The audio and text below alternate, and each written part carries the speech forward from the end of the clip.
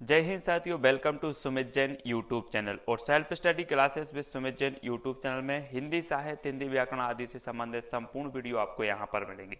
तो आप चैनल को सब्सक्राइब कर लें, वीडियो को लाइक और शेयर अवश्य करना है। अगर आप फेसबुक में देख रहे हैं वीडियो तो आप self study classes with Sumit Jain YouTube में सर्च करें, बहुत सारी वीडियो आपको यहाँ पर मिल जाएंगे। ठीक है, हिंदी साहित्य आदिकाल और ये पूरी सीरीज जो चल रही है आदिकाल से लेकर आपका संपूर्ण जो हिंदी साहित्य का इतिहास है, हिंदी साहित्य से संबंधित जितने भी प्रश्न बन सकते हैं उन सभी की ये सीरीज का तीसरा पार्ट है। तो आगे के जो पिछले वीडियो हैं वो भी देखते जाएं और आगे बहुत सारी वीडियो आने वाले हैं तो सभी देखें।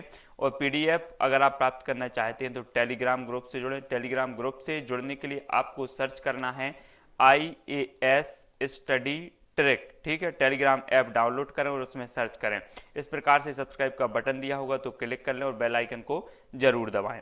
तो दोस्तों, आज का जो हमारा पहला प्रश्न है, एशियाटिक सोसाइटी ऑफ बंगाल की पत्रिका के विशेषांक सन 1888 ईस्वी में किस ग्रंथ का प्रकाशन हुआ था? तो सभी को पता है किस ग्रंथ का प्रकाशन हुआ था। इसका सही जो उत्तर होगा वो होगा विकल्प number 1, modern vernacular literature of Hindustan. ठीक है, और आपको बताना है दोस्तों कि हिंदुस्तान एशिया में आता है कि नहीं आता है।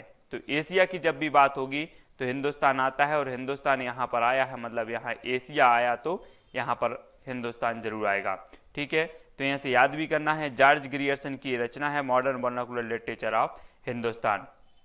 नेक्स्ट देखें हैं, modern vernacular literature of Hindustan में वर्णित कवियों की संख्या कितनी है? जी हाँ दोस्तों, तो इसका जो सही उत्तर होगा वो होगा 952, यानी कि जो विकल्प नंबर 1 है वो इसका सही हो जाएगा। जॉर्ज ग्रियर्सन की modern vernacular literature of Hindustan जो रचना है, इसमें जो वर्णित कवियों का जो वर्णन किया गया है वो 952 कवियों का वर्णन किया गया है। ये आपको याद रखना है, विकल्प नंबर 1। नेक्स्ट है, हिंदी साहित्य के इतिहास का प्रस्थान बिंदु किसे कहा जाता है? तो प्रस्थान बिंदु जो कहा जाता है दोस्तों वो शिव से सरोज को कहा जाता है। और एक चीज आपको बताना है कि जब भी आप कहीं प्रस्थान करते हैं तो किनका नाम लेते हैं? शिव का नाम लेते हैं ना, कि नहीं लेते? वैसे ही हिंदी साहित्य के इतिहास का जो प्रस्थान बिंदु कहा जाता है वो शिव से सरोज को कहा जाता है, जो कि शिव सेन सेंगर की रचना है। ठीक है, ये चीज आपको याद रखनी है, शिव सेन सरोज को। नेक्स्ट है, हिंदी साहित्य इतिहास लेखन में सबसे पहले काल विभाजन, प्रवृत्ति निरूपण और मूल्यांकन किसने किया है? तो किसने किया है जल्दी से बताएं। सबसे पहले काल विभाजन, प्रवृत्ति निरूपण और मूल्यांकन जो किया है वो जॉर्ज ग्रियर्सन ने कहा है ना। और दोस्तों आप देखते हैं कि सबसे पहले कोई भी हो, चाहे गाड़ी हो, चाहे मोटर हो, चाहे कार हो, तो सबसे पहले हम क्या लगाते हैं? गियर लगाते हैं, गियर। तो सबसे पहले काल विभाजन, प्रवृत्ति निरूपण और मूल्यांकन, हिंदी साहित्य में भी गियर लगेगा, मतलब डॉक्टर ग्रियर्सन। ठीक है, ये चीज आपको याद रखनी है। नेक्स्ट, अपभ्रंश को पुरानी हिंदी मानते हुए हिंदी साहित्य का आरंभ 7वीं 8वीं शताब्दी किसने माना है? तो पुरानी हिंदी माना है तो किसने माना है? आपने पता होगा कि पुराने जमाने के आदमी क्या क्या करते थे, हमें चंदा मामा की कहानी सुनाते थे पुरानी हिंदी में। तो यहाँ भी पुरानी हिंदी मानते हुए साहित्य का आरंभ 7वीं 8वीं शताब्दी कौन मानेगा? चंद्रधर शर्मा गुलेरी, मतलब चंदा का नाम आएगा तो चंद्र शर्मा गुलेरी ने माना है। ठीक है, विकल्प नंबर 2 इसका सही होगा। नेक्स्ट, आचार्य रामचंद्र शुक्ल कृत हिंदी साहित्य का इतिहास का प्रकाशन वर्ष है? तो प्रकाशन जो वर्ष है इसका 1929, यानी विकल्प नंबर 4 इसका सही हो जाएगा। आचार्य रामचंद्र शुक्ल कृत हिंदी साहित्य का इतिहास। अभिमान मेरु किसे कहा गया है? जी हाँ दोस्तों, आपको बताना है अभिमान मेरु। तो यहाँ पर मेरु आया है तो उत्तर में भी क्या आना चाहिए? मेरु। तो मेरु तुंग, अभिमान मेरु कहा जाता है मेरु तुंग को, यानी कि जो विकल्प नंबर 2 है वो इसका सही हो जाएगा। नेक्स्ट हमारा जो प्रश्न है वो क्या है? हिंदी साहित्य के इतिहास में दोहरे नामकरण की प्रवृत्ति किसने आरंभ की है? जी हाँ दोस्तों, ये दोहरे नामकरण की तो वो की है रामचंद्र शुक्ल ने। और आपने देखा होगा कि रामचंद्र जी के भी दोहरे नाम है, रघुवीर भी इन्हें कहा जाता है, राम भी इन्हें कहा जाता है।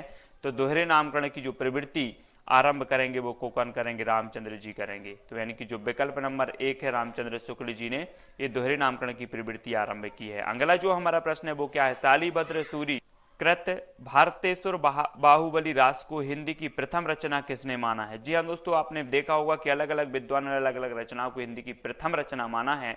वहीं शालीभद्र सूरी कृत भरतेश्वर बाहुबली रास को किसने माना है? आपको बताना है। तो वो माना है गणपति चंद्र गुप्त ने, यानी कि जो विकल्प नंबर 3 है वो इसका सही हो जाएगा। और एक चीज बताना कि गणपति जी बुद्धि के देवता माने जाते हैं, और जिसमें बुद्धि होगी वो क्या होगा, शक्तिशाली होगा। शक्तिशाली होगा तो शालिभद्र सूर्य की भरतेश्वर बाहुबली, यानी बाहुबली के जैसा शक्तिशाली होगा। तो भरतेश्वर बाहुबली रास को प्रथम रचना किसने माना है, तो वो गणपति चंद्र गुप्त ने माना है। इस प्रकार से हमें याद भी इसको रखना है। अगला हमारा प्रश्न है चर्यापद की रचयिता है। चर्यापद की रचयिता कौन है, तो दोस्तों चर्यापद के रचयिता है शबरपा, यानी कि विकल्प नंबर 4 इसका सही हो जाएगा। और एक चीज बताना कि सभी व्यक्तियों की दिनचर्या होती है कि नहीं होती, होती है सब व्यक्तियों की, सब है ना, सब व्यक्तियों की क्या होती है, चर्या होती है। तो चर्यापद किसकी रचना होगी, शबरपा। यहाँ भी सब आएगा क्योंकि सब की क्या होती है, चर्या होती है। तो इस प्रकार से याद भी हमें रखना है। नेक्स्ट है चौपाई के साथ दोहा रखने की पद्धति को क्या कहते हैं। जी हाँ दोस्तों, चौपाई के साथ दोहा रखने की पद्धति को कहा जाता है कड़बक पद्धति। तो चौपाई के साथ दोहा रख दिया, क्यों रख दिया, क्योंकि क्या ना लगे, कड़बक ना लगे, तो इसे कड़बक पद्धति कहा जाता है। चौपाई के साथ दोहा रखनी, यानी कि विकल्प नंबर 2 है वो इसका सही हो जाएगा।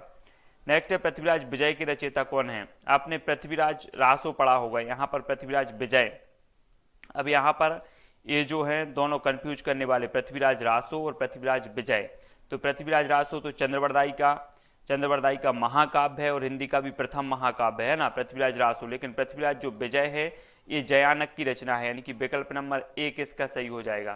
तो ये चीज आपको याद रखनी है, ठीक है।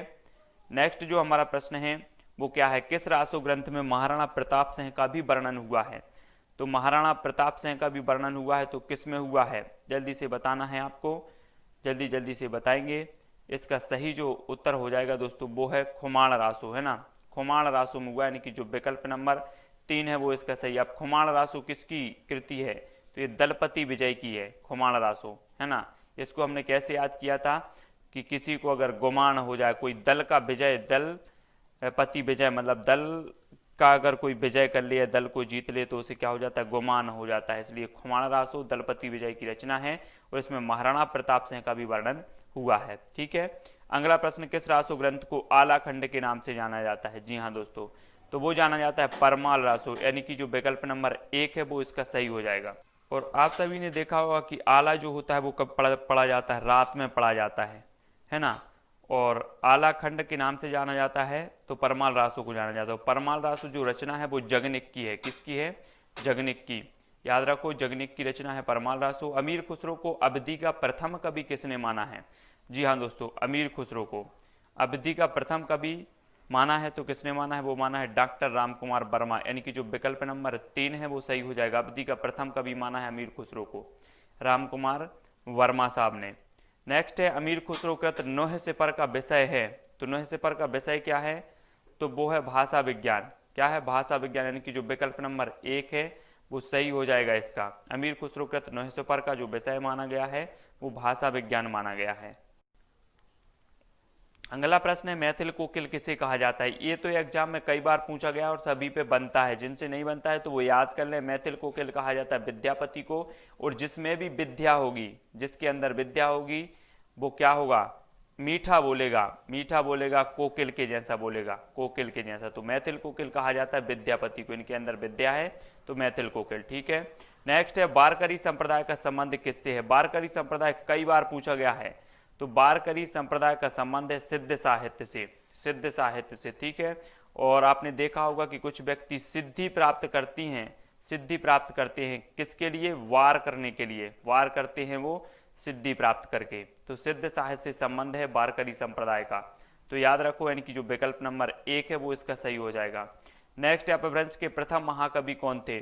तो अपभ्रंश के जो प्रथम कवि माने जाते हैं वो स्वयंभू माने जाते हैं, ठीक है। अपभ्रंश का आपने नाम सुनी होगा कि बिगड़ी हुई भाषा, कहीं कहीं इसका नाम बिगड़ी हुई भाषा मिलता है। और आपने देखा होगा कि व्यक्ति स्वयं ही कभी बिगड़ जाता है कि नहीं बिगड़ता, तो स्वयं ही बिगड़ जाता है। तो अपभ्रंश के प्रथम कवि कौन होंगे, महाकवि होंगे स्वयंभू, स्वयंभू, ठीक है। तो अपभ्रंश के प्रथम महाकवि हमें याद रखना है, विकल्प नंबर 2 इसका सही हो जाएगा। नेक्स्ट गोरख की वाणियों का सर्वप्रथम संग्रह किसने किया है।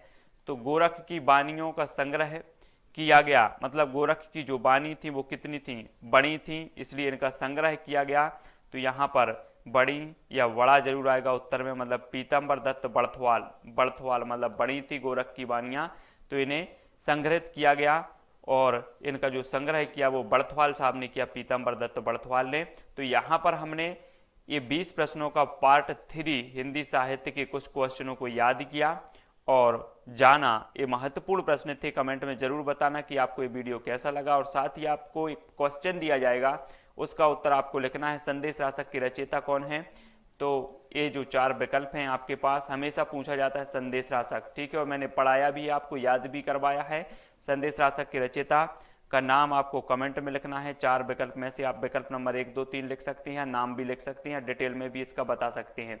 और वीडियो को लाइक और शेयर अवश्य करना है। दोस्तों, आप हमारे टेलीग्राम ग्रुप से जुड़े, टेलीग्राम ग्रुप से जुड़ने के लिए बहुत सारे लोग इसमें जुड़ चुके हैं। टेलीग्राम ग्रुप में यहाँ पर पीडीएफ और स्टडी मटेरियल प्राप्त होता रहता है। आपको टेलीग्राम ऐप आप डाउनलोड करेंगे प्ले स्टोर से और उसमें आप सर्च करेंगे IAS स्टडी ट्रिक और वहाँ पर आपको ग्रुप मिल जाएगा, तो ज्वाइन हो जाना है।